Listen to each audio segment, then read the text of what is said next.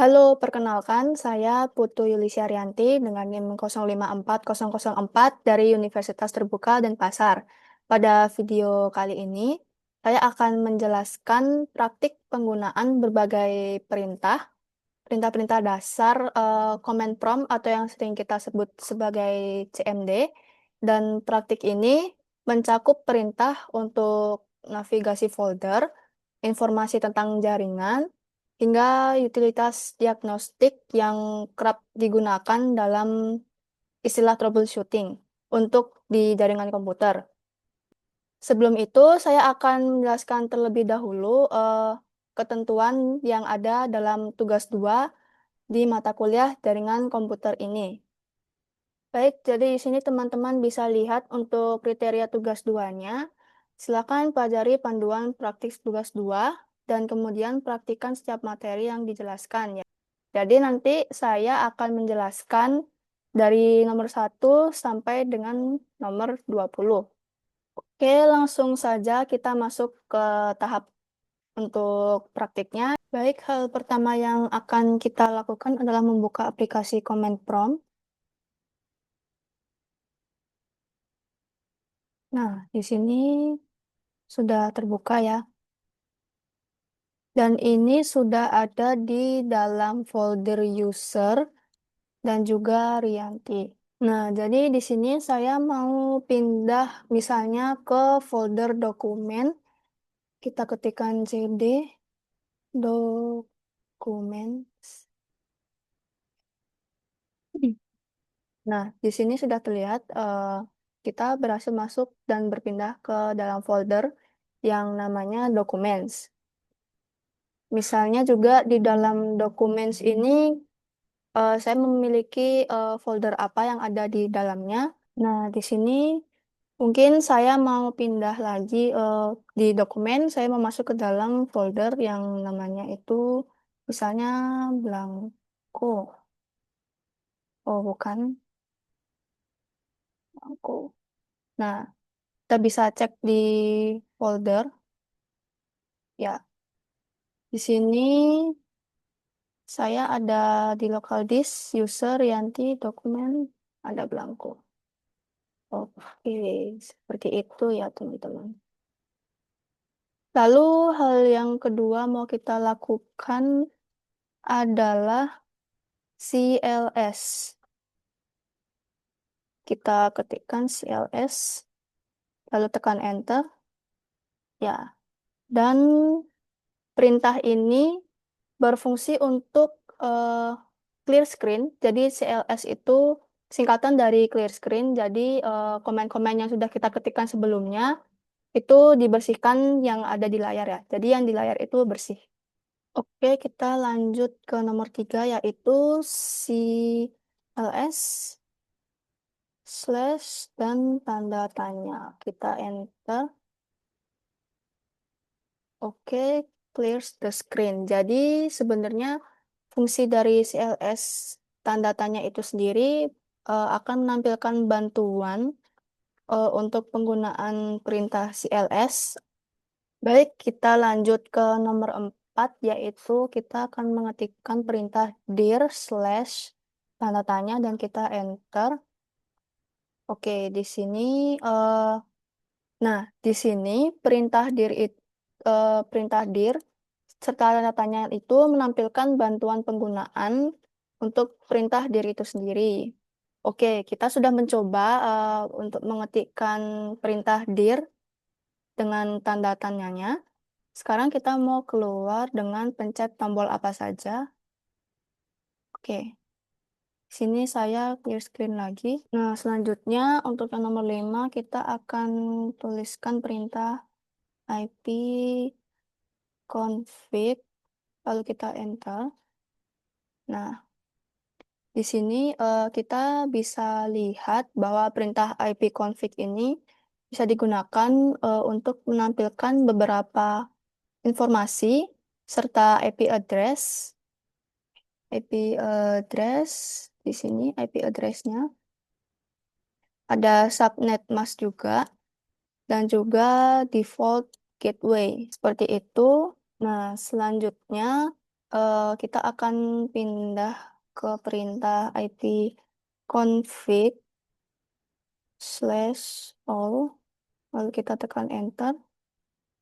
Nah, dia ada di ini, dari sini. Oke, saya akan jelaskan apa fungsi dari perintah ipconfig slash all ini, yaitu untuk memberikan informasi yang hampir sama seperti yang tadi, ipconfig saja, tanpa all, namun dia memberikan informasi tambahan yang lebih mendalam, seperti pengaturan DNS-nya, dan juga mungkin MAC address yang digunakan dalam perangkat ini. Oke, kita clear screen lagi. Lalu yang selanjutnya adalah IP config slash tanda tanya. Kita enter. Nah, di sini kita disuguhkan beberapa perintah-perintah yang mungkin nantinya berguna dalam pengkonfigurasian yang ada di ipconfig ini. Kita clear screen lagi. Ipconfig slash release enter. Nah, perintah ini digunakan untuk melepaskan atau reset semua settingan IP address. Jadi, apabila perintah ini dijalankan, konfigurasi IP address di komputer akan kosong. Jadi, ketika dijalankan, koneksi yang kita pakai akan dinonaktifkan, kemudian diaktifkan kembali, namun tidak mendapatkan dari DHCP servernya. Selanjutnya ada IP config renew, kita enter. Jadi perintah IP config renew ini digunakan buat menetapkan alamat IP baru pada semua adapter jaringan. Kita lanjut ke perintah selanjutnya, yaitu ipconfig display DNS enter. Di sini terdapat banyak sekali. Jadi fungsi dari perintah itu adalah menampilkan seluruh cache DNS lokalnya. Jadi outputnya itu daftar domain apa yang pernah kita akses. Ipconfig. Nah, di sini perintahnya digunakan untuk mengosongkan atau mereset DNS dari cache, DNS cache. Ipconfig slash register DNS, enter. Fungsi ipconfig register DNS tadi untuk proses pendaftaran ulang dari DNS. Nah, di sini ping akan saya jelaskan terlebih dahulu. Jadi, apa itu ping? Jadi, ping itu mengukur apakah komputer bisa terhubung dengan komputer atau server lain melewati jaringan, serta seberapa cepat respon dari jaringan tersebut. Kita akan ping Google, kita tekan enter. Oke, jadi di sini ada tertulis dibalasnya itu seberapa lama, 28 milisecond, lalu ada ping statistik. Sambil saya jelaskan, jadi si Nestat ini digunakan untuk melihat semua aktivitas jaringan yang sedang berjalan di komputer saya. Mirip seperti task manager yang kita, jadi tracer itu adalah perintah untuk kita bisa melihat jalur perjalanan paket dari komputer yang saya pakai sekarang ke server atau website tujuan. .com. Oke. Tadi kita coba ke Microsoft.com. Petping ini sendiri kombinasi dari ping dan juga tracer. Jadi petping itu bisa melacak jalur seperti tracer route dan juga bisa menghitung packet loss di setiap hop seperti yang ada di perintah ping. Jadi dengan petping kita bisa tahu di hop mana jaringan kita bermasalah.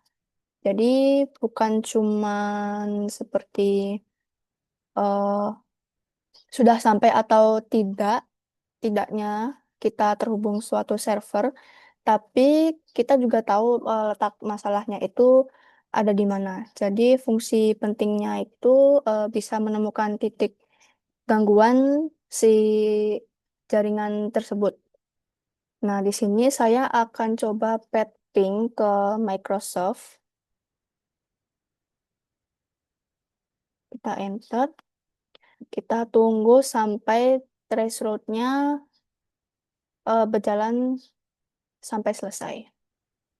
Ya, baik teman-teman, di sini saya mendapatkan satu kendala di mana ketika saya melakukan ping ke server Microsoft.com, eh, dia lama cukup lama untuk membuatkan statistiknya. Jadi mungkin saya berhentikan secara paksa dengan Ctrl C.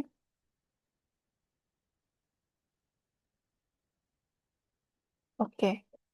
Jadi kurang lebih penggunaan pathing untuk mengecek suatu server, eh, kita bisa melakukan perintah seperti ini. Sekarang kita lanjut untuk menggunakan perintah ns lookup. Jadi sebenarnya ns lookup itu apa? Jadi ns lookup itu adalah alat atau tool yang digunakan untuk mengecek informasi dari suatu DNS. Jadi ada di dalam NS Lookup ini sendiri, kita bisa cari tahu IP dari sebuah website, cari tahu domain dari sebuah IP, lalu mengecek DNS, server mana yang kita gunakan saat ini, mengecek apakah DNS bermasalah atau tidak, serta bisa melakukan query juga. Saya akan melakukan hal yang sama dengan hal sebelumnya, yaitu kita menuju ke server Microsoft aja. Microsoft.com, kita klik enter. Oke, di sini saya akan jelaskan. Jadi dari hasil output NS lookup-nya, di sini ada dns.google. Itu artinya adalah saya sedang menggunakan DNS dari Google. Karena Google DNS itu 8.8.8.8. Jadi terus yang kedua itu ada non-authoritative answer. Ini di NS Google itu hanya memberikan salinan jawaban saja, bukan jawaban langsung dari DNS milik si Microsoft.com-nya langsung. Dan ini normal karena hampir semua NS lookup ke domain besar memang biasanya tertulis non-authoritative. Oke, dan ini adalah nama DNS yang kita tanyakan yaitu Microsoft.com. Lalu addresses. Addresses ini adalah ada dua jenis IP, yaitu ada IP 4 dan juga IP IPv4 dan juga IPv6 yang diawali angka 2603 ini. Seperti itu. Dan itu adalah milik server IPv6 itu adalah yang dari sini sampai sini itu adalah milik server si Microsoft. Seperti itu. Nah, terus yang IPv4 itu yang ini. Nah, si Microsoft juga punya IPv4-nya. Seperti itu. Jadi IP-nya biasanya dipakai oleh browser kalau IPv6-nya lagi nggak tersedia atau lambat jaringannya. Seperti itu. Sekarang kita lanjut dengan command netsh. Jadi netsh itu apa? NetSH itu adalah network shell. Jadi digunakan untuk mengatur konfigurasi jaringan, memperbaiki masalah dari jaringan, mengatur WiFi, mengatur firewall, dan juga mengatur adapter jaringan. Bisa juga untuk reset TCP/IP, DNS, dan masih banyak lagi. Jadi Net SH itu sendiri bisa dibilang seperti alat yang paling lengkap lah untuk mengotak-atik jaringan yang ada di sistem operasi Windows. Kalau kita enter, apa yang terjadi? Oke, kita kalau di NetSH seperti ini, biasanya mengetikkan beberapa command tambahan seperti reset TCP/IP dengan contohnya saya dapat dari internet seperti ini, NetSH, IP reset seperti itu, dan juga ada yang untuk melihat profil WiFi yang pernah disimpan. Ini mungkin saya akan coba. Lalu kita ketik enter. Oke, mungkin WLAN show profiles.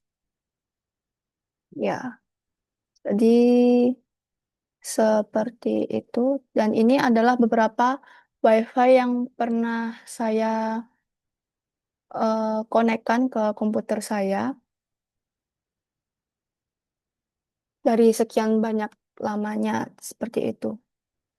Jadi perintah root sendiri itu apa? Perintah root itu digunakan untuk melihat, menambah,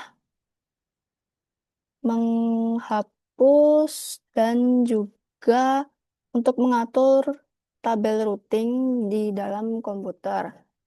Jadi tabel routing itu sama dengan daftar aturan yang menentukan pertama, komputer kita harus mengirim paket ke mana, yang kedua itu lewat gateway mana, dan yang ketiga itu lewat interface mana. Jadi dengan kata lain itu seperti jalan rayanya si sebuah internet. Jadi dia bisa menuju ke mana, ke mana, kemana, tujuannya itu seperti apa. Nah, jadi inilah si routing table yang kita miliki. Jadi di sini menampilkan daftar semua network root, network rootnya. Setelah itu ada IP tujuan serta gateway yang digunakan. Di net itu sendiri fungsinya apa? Jadi dia bisa mengolah share folder, mengelola user dan group, bisa mengontrol services, melihat info networking, melihat siapa yang terhubung dengan komputer yang saya gunakan sekarang, net start. Nah, di sini adalah beberapa list dari service yang saya gunakan. Baik, jadi demikianlah pemaparan serta proses-proses praktik dari perintah-perintah command prompt yang sudah saya lakukan. Jadi tadi terdapat 20 perintah. Dan melalui praktik ini, saya dapat memahami fungsi serta beberapa penggunaan secara langsung berbagai perintah dasar yang penting untuk navigasi sistem dan juga troubleshooting yang ada dalam sebuah jaringan komputer. Terima kasih atas perhatian teman-teman dan juga para tutor yang melihat video saya. Saya mohon maaf apabila terdapat kesalahan kata-kata ataupun kesalahan dalam pengetikan kode program. Baik, terima kasih dan sampai jumpa pada tugas-tugas berikutnya.